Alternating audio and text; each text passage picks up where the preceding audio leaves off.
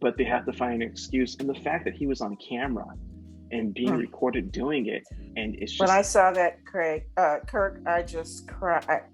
Mickey was here with me. He had to, help me out because I just cried because I imagine, I wasn't there when Craig died, but I imagine this is how he was feeling when this man was being crushed to death. Really, he was literally crushed to death. And so it just brings back old memories. It brings back all that agony and that pain and that grief. So I had a time with that.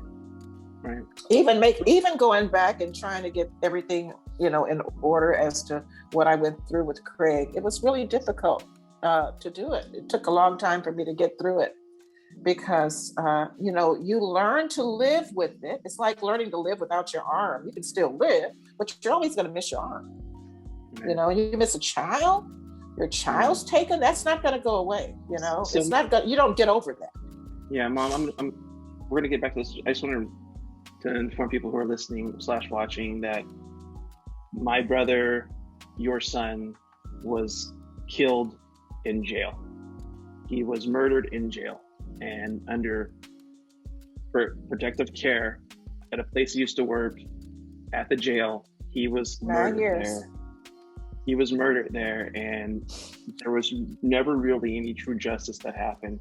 And my mom's going to share some details, so we're probably going to both cry and let it all out. But we're here, and I want you to keep going about it, Mom. So tell me about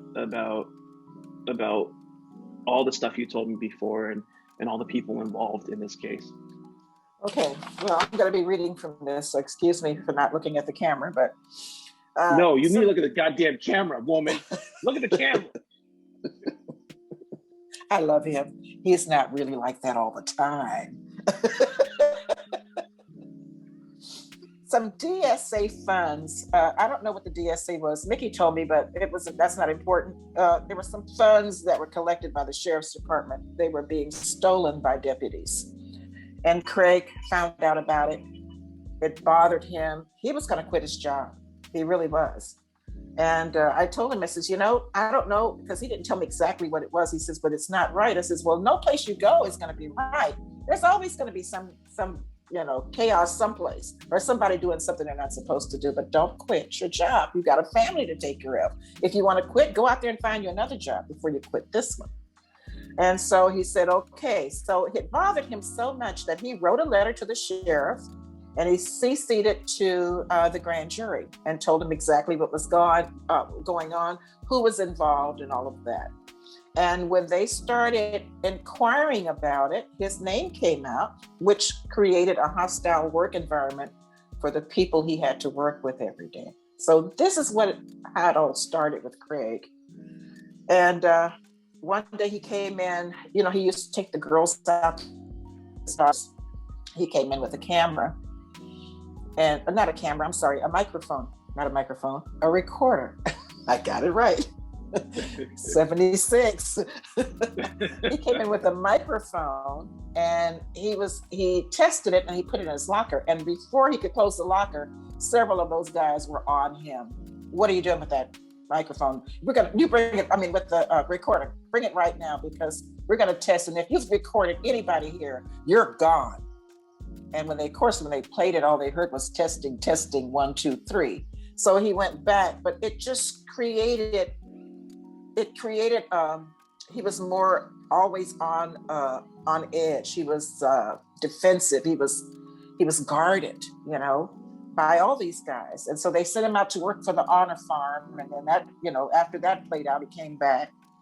But one night he got to work and, I guess an inmate had said something about, they said an inmate said he was bringing drugs into the jail. And Craig, of course, denied that. He says, that's not true. They couldn't find anything. So what they did is, with the threat of a gun on his, being next to his hip, Raul de Leon says, well, how would you like it if we busted down the door of your house on your family? So just preceding that, a door had been busted down by a SWAT team in Modesto police and they accidentally killed a 11-year-old boy. So that was on Accidentally. Craig's mind. And so he just said, okay, and he signed it, and that was it.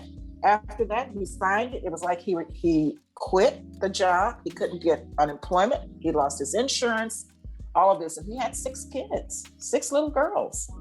So, he started all the other things, Metaluca and all that other kind of stuff he did. Yeah, and finally, so I'm sorry to interrupt you, Ron, but people need to know that Craig was an exemplary officer there. Yes, he was. The people who were in jail, he brought that attitude and that caring personality that you instilled in us. He treated the inmates with dignity and respect, and this is what they did. It's almost like you have to have a jail mentality to work there. You got to make sure that it's them and us. You don't treat them like human beings, And Craig would never do that. Right, on a system that was founded through slavery, the jail system. That's kind of quid pro quo. Is that's how you act. That's how you are. You're supposed to be that way in regards to treating those miscreants and those terrible people there. Like, people fuck up. I mean, either it's a grand fuck up or it's a minor fuck up. And the flaw that Craig had, he couldn't let it go. He wanted justice. He couldn't get an attorney to take his case. He'd go and explain it to somebody. He even talked to the former mayor, and that wasn't working. So it really got to him to where he was becoming more and more stressed and more feeling of anxiety. And that went unchecked. I didn't see him every day, but I could see that things were changing. And, he just became overwhelmed with all of this. He couldn't let it go. And he wanted to, get justice. I mean, Rachel called us out one night. We had to go over to his house. He was talking and just rambling, talking, wouldn't stop talking. So, you want me to take you let's go. Why don't we go and take you to the hospital? No, I'm going to be okay. Excuse me. So that's what happened with him. And this is where he was all the time. He was getting worse and worse. Talking about it, he became religious, super religious, speaking religiosity. He was going in with Kevin. Got a couple of phone calls. Kevin, your brother, oldest son, got a couple of phone calls from the Bethesda Police Department to come if he wanted to come and get his brother, because he was called as a nuisance. A nuisance calling him. He was interfering with people coming into the business where he was at the gym, telling them all this stuff about the end times are coming and they better get right with Jesus and all of this. So this kind of stuff had been going on for a while, and it was almost a nightmare every night for me, because when I'd hear a siren, I would wonder, boy, did he really mess with somebody and they call the police and something happened to him. Yeah. So anyway, this went on, and then it became more of him not dealing well with his family, and so Rachel separated from him, and I think that got to really get to him more and more. So then he went to live with his uncle above his garage apartment above the garage. He stayed there, but he was still harassing Rachel. So Rachel had a restraint order filed against him, and in the restraint order, he wasn't supposed to have any communication. And so let me go ahead. I think I got this more of in a chronological order, because I was afraid I was going to get some stuff out. So let me go ahead and read what I have here. Yeah, and real quick, Mom. Hey, Mom, real quick. Yeah. You mentioned before that Kevin was being called by police officers and that knew him. And so this goes back to the fact that people knew who we were in town. Yes. And they knew our brother. And people Plus, knew he was a captain, a fire captain. Right. At the time. Right. So right. And so he had some pull with him. I mean, it's like one big crazy brethren, but so he had some pull that way. But everybody knew Mickey, and Mickey used to work at the jail as well. Yes, he did. Yes, he did. So this is all kind of, it goes back to the fact people say if they just would have answered, if they just would have not talked back, if they just would have not been wearing that hoodie, if they just would have, then this wouldn't happen. Like, there's a lot of shit that leads up to things. And no matter what position you're in, you being a Black person, you're powerless. You're powerless in a majority of situations. So I just wanted to kind of reset and explain to people like, oh, well, this. Like, no, there's a bunch of Right. shit that was in there that happened that should have never happened. So, but anyway, Mom, go ahead. Well, what our objective was, what my objective was anyway, is with his family and his children. I wanted them safe, and I wanted him safe off the streets. I couldn't convince him to go see anybody. I offered to take him to someplace, take him to urgent care. They could get him started on something. I was willing to pay for it, and he refused because everybody was crazy except him. That's the way he was thinking. Mm-hmm. So Rachel and I, decided, well, what we can do, how can we get him some help? So she called and talked to a district attorney who is in charge of families. His name is Nate Baker. She called and talked to Nate Baker, and Nate Baker had some suggestions. So here we go. The DA, Nate Baker, was trying to get Craig assigned into a mental facility, namely a Atascadero State Hospital, to get help. Although he had not committed a crime, he was ineligible for a judge to sentence him there. So prior to the incident, Craig used to get medical help. Rachel had been granted an order of restraint stating he was not to have any contact with her, which he did not, but protecting each other. That was a violation of the order. A way to get him off the streets was to get him arrested for that.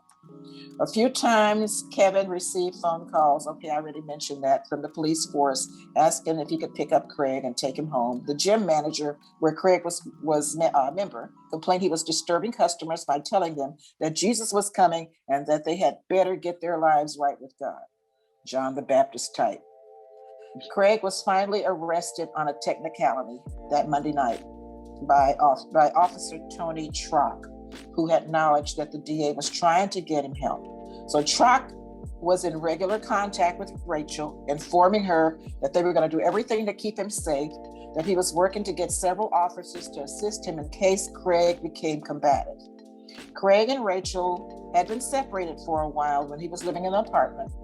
Trock calmly spoke to Craig and got him to agree to go with him and the officers. They even waited for him to take a shower after he requested, let me take a shower. It was really a good effort on Trock's part. Right. And also too, it shows, I'm sorry, Mom, but it shows That's Craig's demeanor. It shows Craig's demeanor. Yeah. Like, right. If he was presumed as a threat, they'd have been all like, oh wow, but they knew him. That's the thing, they knew him. Yeah. And they knew who he was. At the jail, they did. The police officers didn't know him, but the jailers did. But we get to them pretty soon. Craig was taken to Stanislaus County Jail, and let Rachel know Craig was in custody. Nick, who had worked as a deputy in the same department, contacted the jail daily after Craig's arrest, asking about his condition. He was told Craig was not getting sleep and was yelling in his cell all night. He was in a single cell, and he was yelling in his cell all night. So, hold on a second. I lost my place, son. It's okay. Okay. So Mickey offered to come to the jail and talk to him if they got to where Craig wasn't complying. Said, call me up, because they knew Mickey. Mm-hmm. In fact, he still had his keys.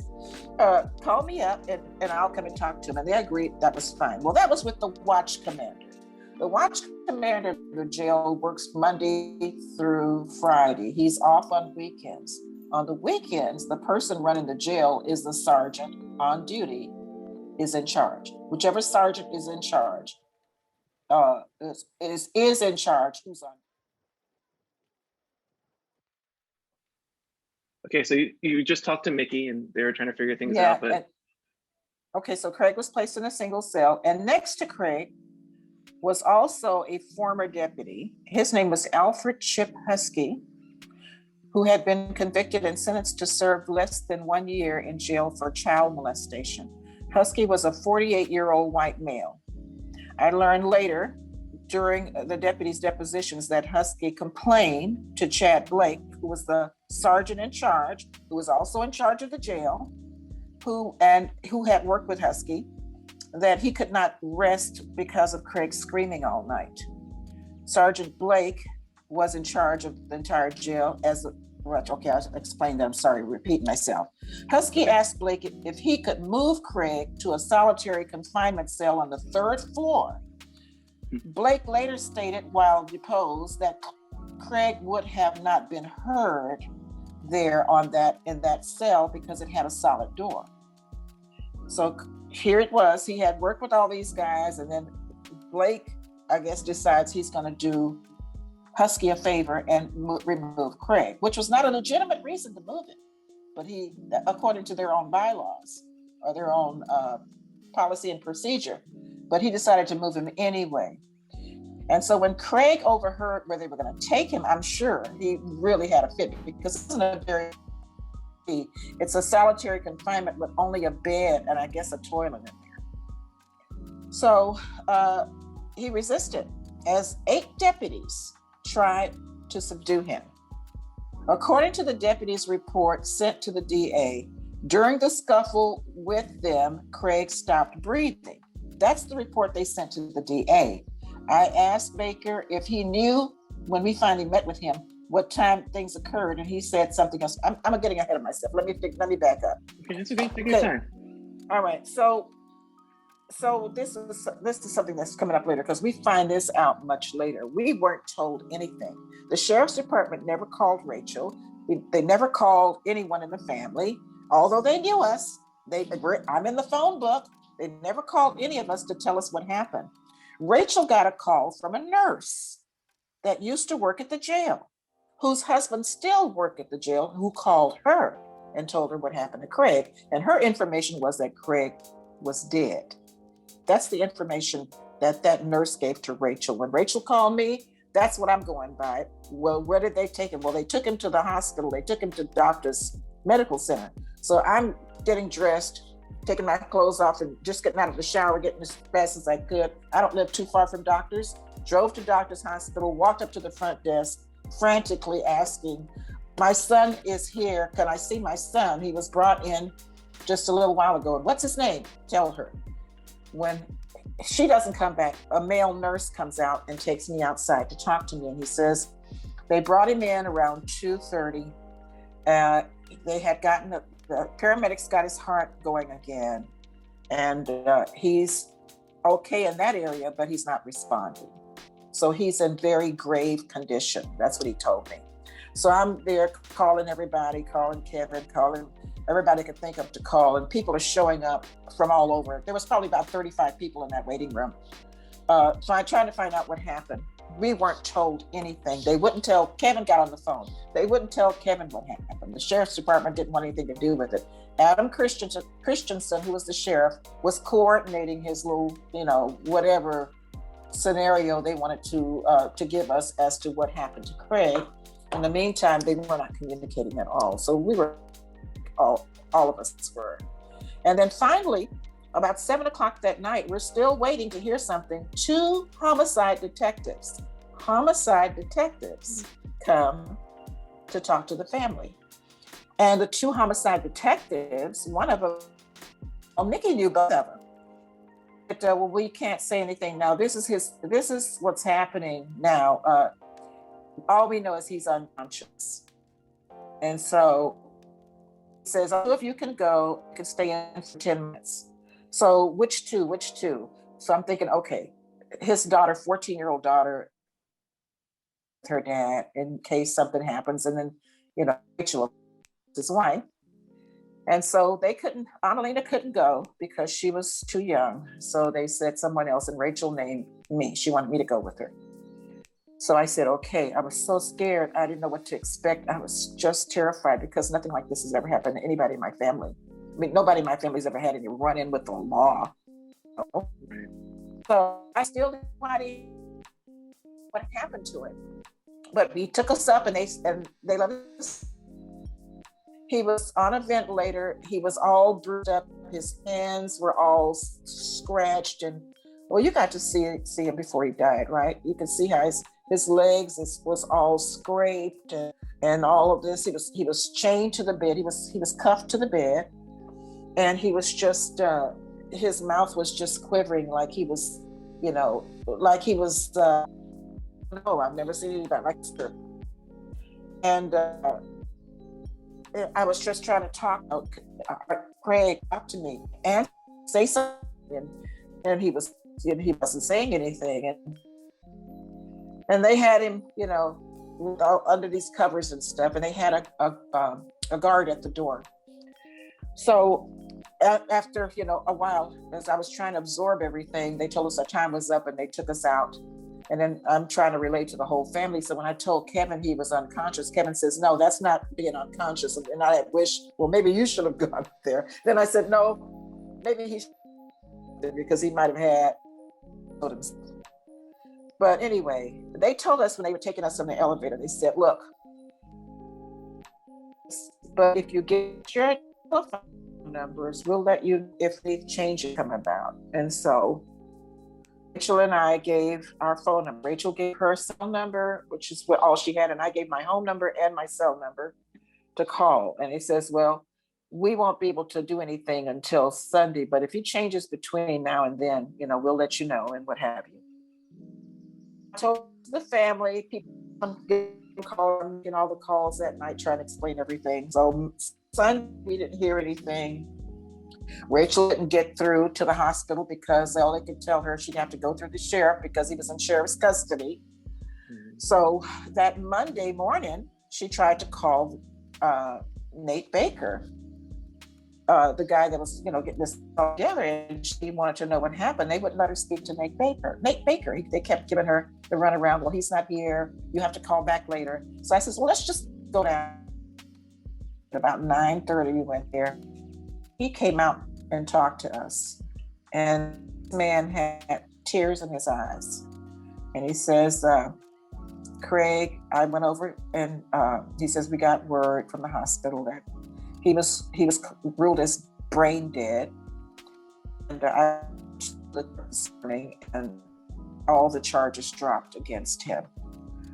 And so now he is no longer in sheriff's custody. You are free, you and your children are free to go and see him. So I immediately took off to go get the girls. Rachel went straight to the hospital. I went to Rachel's house, got them ready, and brought them back. When I got there, Rachel was still in the lobby, and she says, they won't let me in, she says, because they had already, Christensen had already sent out a van from the coroner's office to take him to have an see. And I says, well, why didn't they call us? She says, well, I don't know. Craig had when he first started working there. That hadn't worked in a long time. That's the number the sheriff's department gave the hospital after Mickey said after they had contact with Kevin. Right, exactly. So anyway, they were getting ready to take his body because they didn't want us to see him. Mm-hmm. So as it turned out, she got there in time, and someone, an administrator or somebody, gave them permission to let Craig and let his family come to see him. And Rachel was saying, well, can he stay on till tomorrow? From Indiana, they want to see him. No, you're not going to let that happen. 2 doctors had ruled him brain dead, and that's all they needed. And that was the end of it. So of course, in the meantime, they put a sheriff's deputy in the room with Craig, who was armed. Craig is gone. As far as I know later that he was gone, but they still had him, on a breathing apparatus, and wouldn't let anyone pull the covers back or anything. Oh, don't take pictures, that kind of thing. So, it was horrible. I mean, I just remember sitting in the chair, just grieving, crying out loud. I just couldn't believe what I was. And I saw those babies, Craig's little girls, and I just thought, oh my God, he can't leave his girls. I'm just thinking all of this is going through my mind. And one nurse, when Kevin finally got there, it took a while because Bernice, my good friend, she came in and she says, I got to go see about Kevin. She said, Kevin, you can hear him. He was in the elevator and he was screaming to the top of his lungs. He was screaming, having to go in and say goodbye to his brother. And of course he was still on probation as captain, so he had to go back to work. Then he had to turn around and come right back. But he in, he was just really angry. And my friend Lorraine had been a head nurse there at Doctors Medical Center, and Kevin was about ready to get into it with the what do you call those people? I guess they're security or something for the hospital. Yeah. And this guy, he was just being a real jerk. He was, I don't care. You don't do this, and we don't do it that way. And Lorraine says, okay, calm down. All right, you have to understand what's happening here. She was able to calm him down and find Kevin calm down too. But anyway, it was a horrible thing. So when Kevin came in, Kevin pulled all the covers back, and that deputy says, I'm supposed to do that. You get out of here. This is my whatever I want. So he pulled the covers back, took pictures, and we just stood there, still in just, I guess the nurse that was on the floor at the time, she saw that Kevin was more of a, take action kind of guy. So she came up to him and gave him a slip of paper and says, you have your lawyer call me. She said it just like that. In other words, she's telling him you get a lawyer because she knew what went down. And after that, 6:30 came. Everybody had come that was going to come. 6:30 came. We were all in the room, and they unplugged him. And his heart continues to beat for about maybe 20 minutes before the line goes flat. And that was it for the hospital. So here we were, frantic. What do we do? So Kevin got a hold of Burris. Burris is an attorney who fights these kinds of police cases, police shootings and all of that. He fights those kinds of cases with so Kevin gets a hold of his office, and even New York was one of the attorneys that called and wanted to see us the very next day. We had to pick up Ben anyway, because Ben he left everything and came. So he fell to the floor when he heard that Craig was gone. He just fell to the floor, and she said she had a hard time getting him up.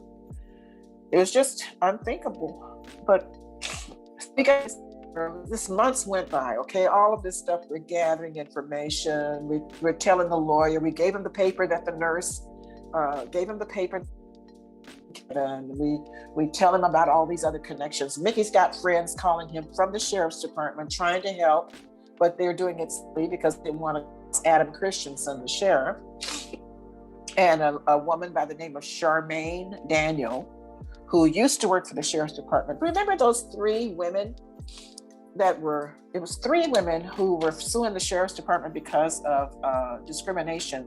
They were of Middle Eastern descent, and they were being harassed. This was a mentality that, the people she had worked there for 35 years. People that are here are all terrorists. Mm-hmm. Yeah, they called her a terrorist. And so, and a couple of other women. And so they filed a lawsuit against the sheriff, and they won. They won a settlement.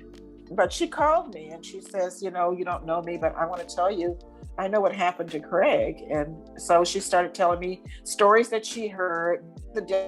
Told his parents, and she knew the parents, and they said what they did is, she said they sat on him and didn't let him breathe. That's how he died. And as it turned out to be the right thing after all the depositions and what have you. But by the time my lawyers or our lawyers are ready to do the depositions, I missed a part. Shortly after Craig's death, and we were here, we got a phone call from Tony Trop. Remember him? He's the guy who arrested Craig. Right. He says, I want to come over. I have some papers for Rachel. He says, and I want to come over and talk to the family. So he did. And he brought the papers, and he says, I saw the video they took of him being extracted. And so Chad Blake claimed he forgot to take the video of the extraction. But he says, when I came back from Disneyland, he says, after Craig's arrest, I thought everything was fine. He says, I thought they were going to take him to the safety center. That's what they normally do. But he said, I was shocked when I found out he had died, he says. And so I went over to the jail. I walked from from the police department over to the jail, and he says, I saw two deputies looking at a video, and he says, I walked over and he says, wait a minute, is that Prescott? I arrested him.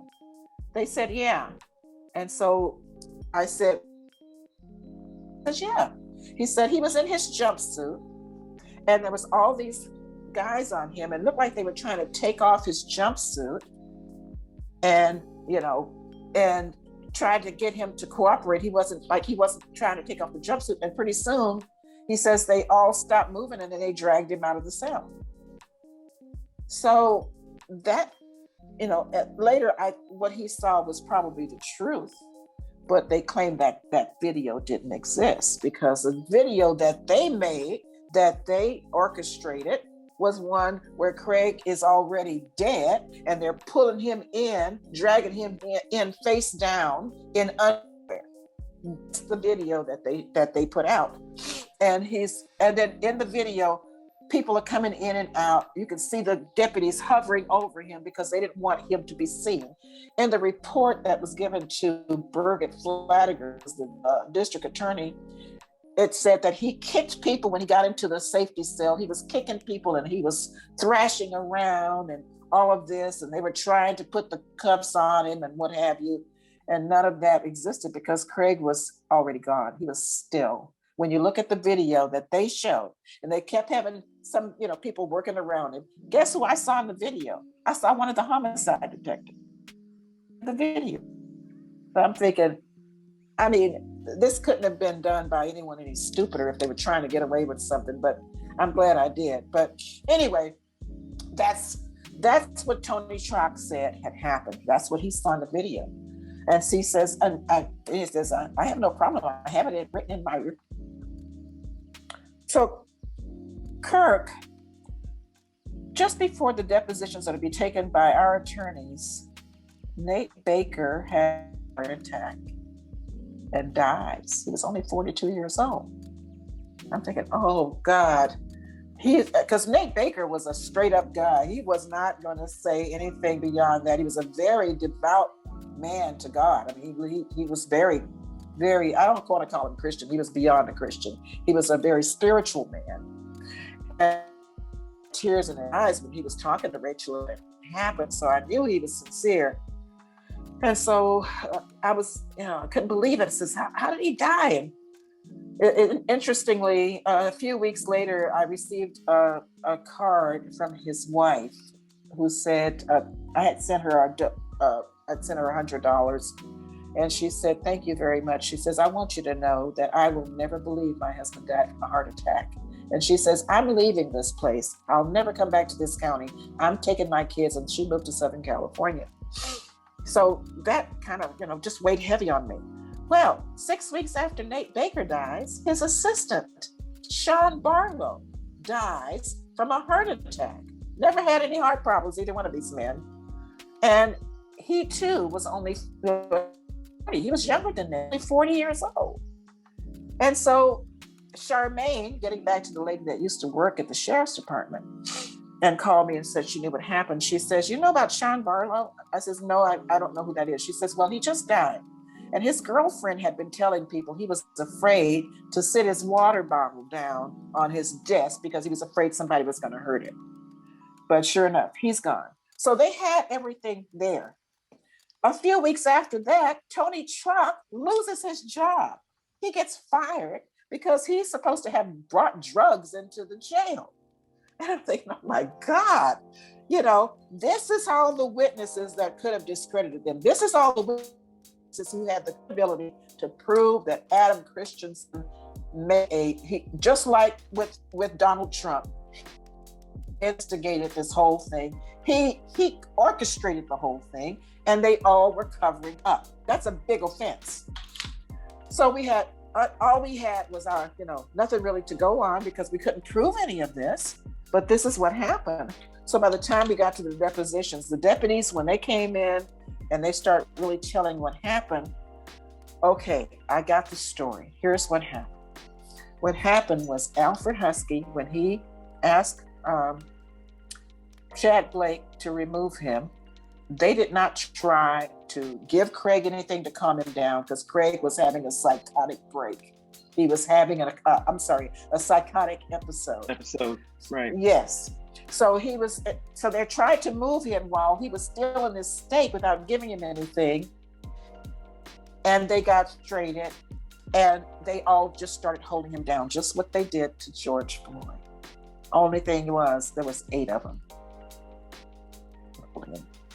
So he died from not having enough oxygen going to his brain for more than 5 minutes. So I'm sure they held him down for longer than 5 minutes and sat on him longer than 5 minutes. Yeah, I remember the coroner's report too for George was very similar to Craig's, that he stopped breathing, he had heart problems. But Craig's heart was fine. Yeah. And so I could. Yeah. The paper that I got, because I had my own autopsy done. I got a private autopsy, which was recommended by the lawyer, but I had to pay for it. So I had to pay $6,000 to get my own to do an autopsy, which he did. From doing the autopsy on the way back to Southern California, he called and he says, your son was mutilated. They mutilated it so that they could not find that it wasn't a heart attack. They tried to do it. And really, if it wasn't for adding up all of the in sequence, what happened, it wasn't until he said, well, the ambulance people been able to revive his heart. If they said what happened to his heart happened, why did it take the ambulance? The ambulance was called. Was the guy, the nurse, the male nurse told me that his body came. He came around 2:30 that afternoon. That's when the ambulance arrived. Nate Baker said the incident happened either the night before or the morning of. And I asked Nate Baker, well, why did it take so long? That's what we're investigating.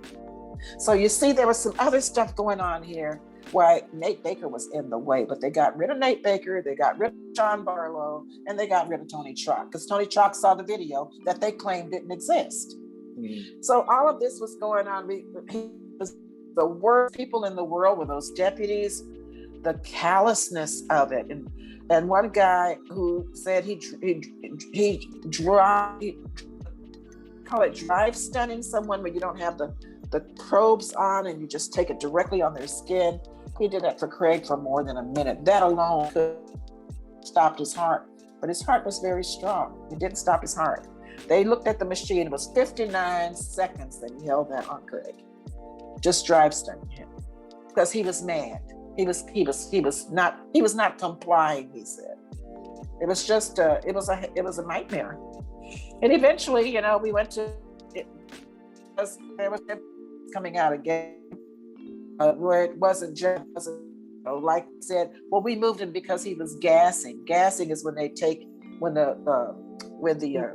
inmate takes aggressive towards feces or urine and throws on. Yeah. Right. Well, where's the paperwork you did when you got hit with all this? Well, there was none because it didn't happen. They're supposed to, it's mandatory for them to fill out paperwork if they've been assaulted with urine or feces or anything like that. They have to fill out paperwork. There was none to be had because it didn't happen. So all of this stuff, there was just so much stuff I can't even think about. I can't even imagine it right now. How I lived through it. I really, thank God, Mickey and I were Mickey had the connections and we just struggled because I don't really believe that Rachel had the strength to go through this by herself. I really don't. Yeah. The girl, they have some self, their father, they don't have their father. That just really hurts. But it was a nightmare. We went through it, but that's all that happened. And it was no fault of Craig's. Yeah. He did nothing wrong. But just the callous, how they killed him. How you sit on someone and they're breathing. I can't breathe, and you just still sitting there on him. It's horrific. It's because you dehumanize that person. I mean, that's what we see time and time again. Time and time again, we see that. I mean, why do you think there's the term black on black crime? Right. There's no such thing as black on black crime. No. There's crime. And but you saying black on black means it's not that big of a deal because they're basically animals killing each other. That's why that reference is there. So, white on white crime. I wonder how many white on white. Why don't you count those? That's probably countless. So when they reference that, it's just meant to. It's a derogatory thing. Yeah, that's true. To make us less than, which we've always been. We've always been that in this country. Right. So first you demoralize a person, then you dehumanize them. Right, and that's how it happened, and it's so shitty to hear. It's just. I know it's tough for you to talk, and thank you for sharing that story. And it's one of those things where I don't like talking about it either because it still hurts. It feels like it happened, and you do forget on occasion, but then you remember every day. Like it doesn't go away, and just feel the feeling of hopelessness. And I still feel guilty. Like, what could I have done to help? And people say nothing. It's like, and you're probably right, but I don't know. You are right, but that doesn't change how I feel. And that's the thing that's hard to get over. This is what you're supposed to do. You're putting it out there. That was having to come in and do what you have to do. I always look at it like that. It can't be things done at once. Sometimes it takes time and get people to calm down and not let your emotions be involved and listen to the story. Listen to what happened. And I'm even the people in Sacramento, those were the attorneys for the sheriff's department. They felt empathy toward the family. There was one girl, she couldn't even sit in on a deposition anymore because she was so angry. And she was giving Mickey a hug. I'm so sorry, It was just that kind of when people find out what really happened, the DA had put this big article in the paper and said, this is what happened. And the deputies were involved. And she said she contacted the family. What a liar. She never contacted anybody in my family. Never contacted. None of them. Until today, no one in the sheriff's department has ever contacted the family, except those two homicide detectives went and told Rachel about, I hope you're not going to be, filing anything or whatever. Right. They were trying to dissuade her from doing anything. But other than that, no one. No sympathy. I'm sorry. Nothing from the sheriff to Rachel. Nothing. But it was horrible. It just makes me think I could talk about it. Yeah, it makes me think too that this is more the norm than the exception to the rule, especially when dealing with minorities. We can get away with it. We don't have to think twice about it. You get us on camera, we'll still get away with it. You do whatever, we'll do whatever we want because white makes right. I mean, that's what it is. Yeah, John Burris urged the settlement because you're not going to get a win. I have had so many clients who had their attack case and have gone to Fresno or Bakersfield, which is pro-police. You're going to have a jury has never made a verdict against the police. They've never turned against the police. It's always been for the plaintiff, against the plaintiff.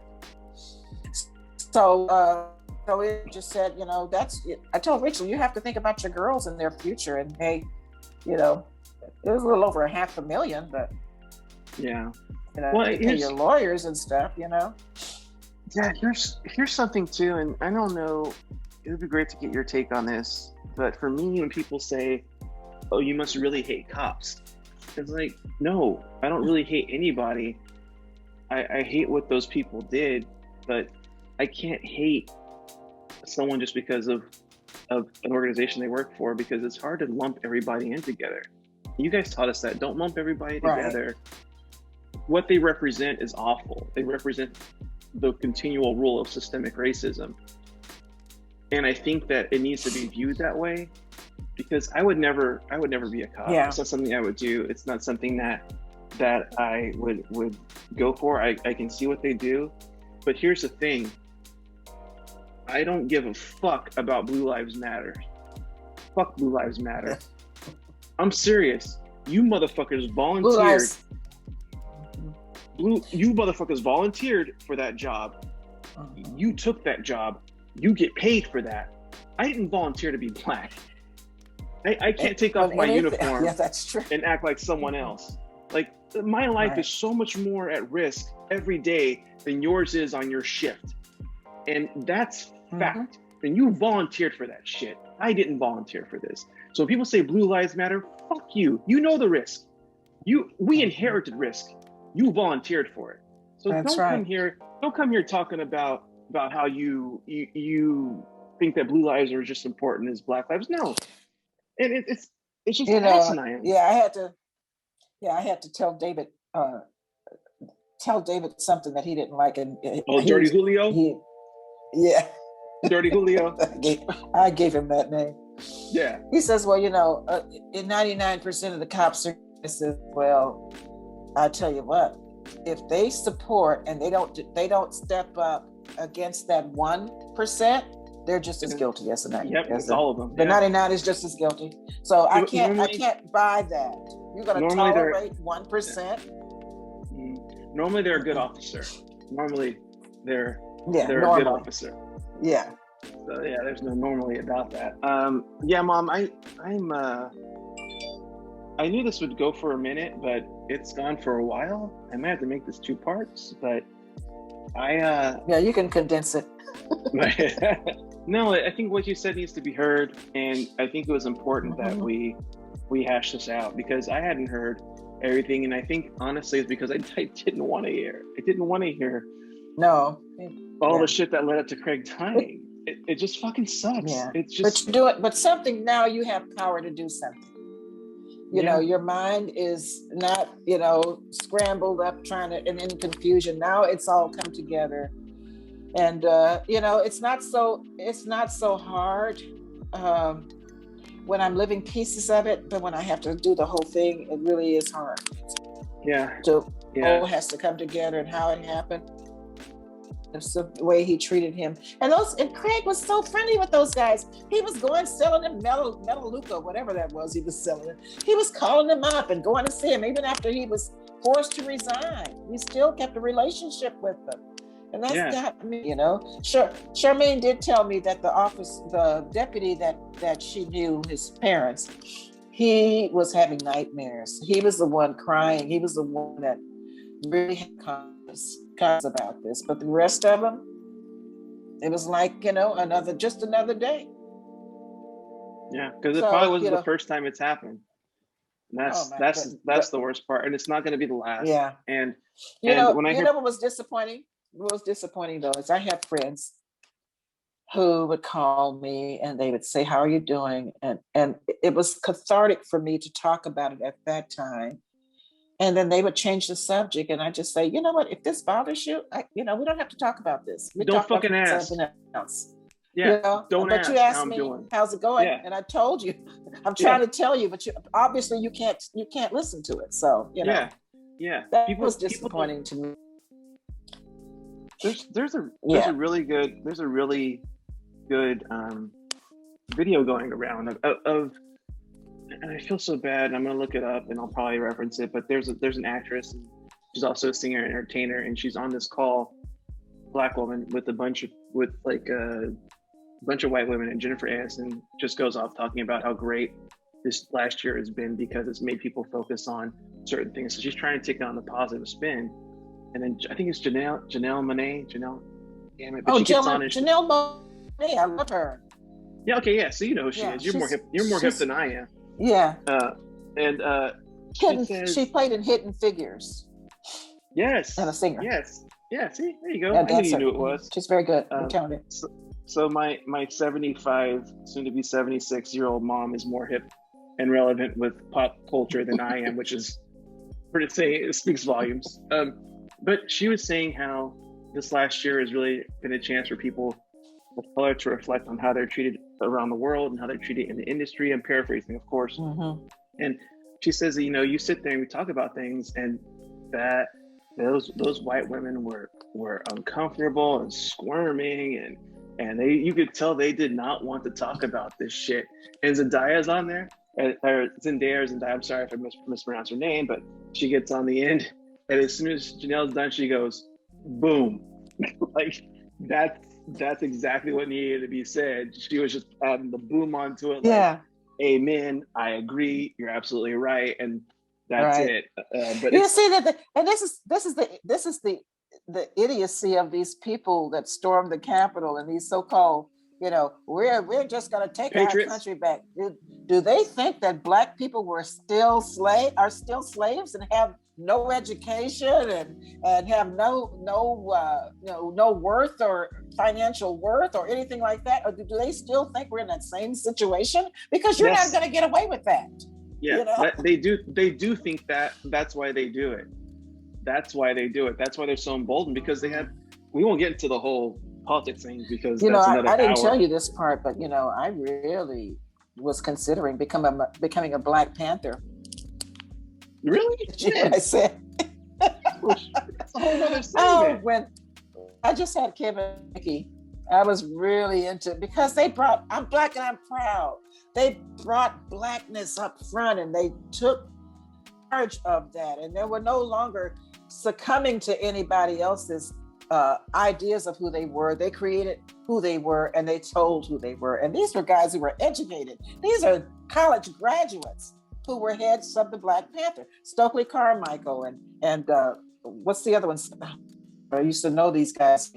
They had the message I wanted to hear. So, when I worked in the school district, I heard white teachers say, we don't get that many Black parents coming in to check on their kids. And with me, it was just opposite. Kim goes, Mom, please don't go to the school, please. He tells me something happened, I'm going. And I had a big afro at the time, and I was just, wow. Had to go see Mr. Chipineri. Remember that? Oh, gosh. Chipineri was one of the coaches. Oh, my God.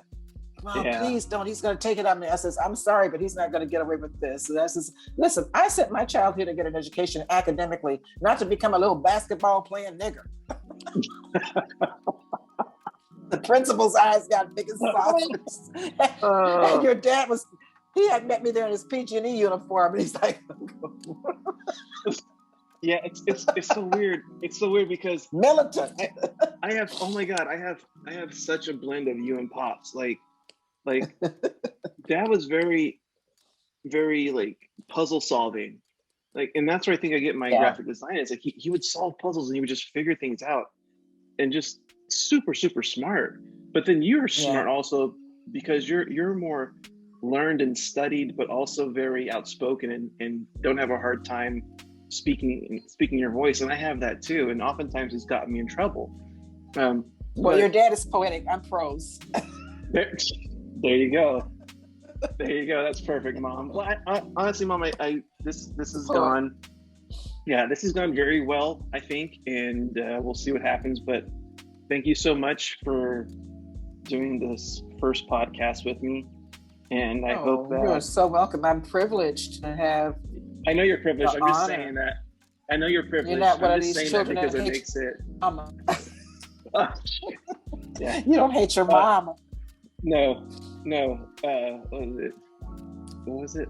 As Bobby Boucher would say. As Bobby Boucher would say. Yeah, Mama said it. Mama said it. Mama, can you please keep it down because Mama's sleeping? Well, wake her ass up. I know. It was one of my favorite movies. I use Bobby Boucher all the time. Mickey and I like, how he likes to go back and forth with that. He'll be back, by the way. Coming back to California. Good. So. Yeah. Back to where it's somewhat warm. But all right, Mom. I love you. I love you too, darling. Thank you. Okay. Thank you. Maybe I'll see you soon. You most definitely see me soon. She's all crippled. Okay. I'll stop by and get some Mr. T's and all that stuff.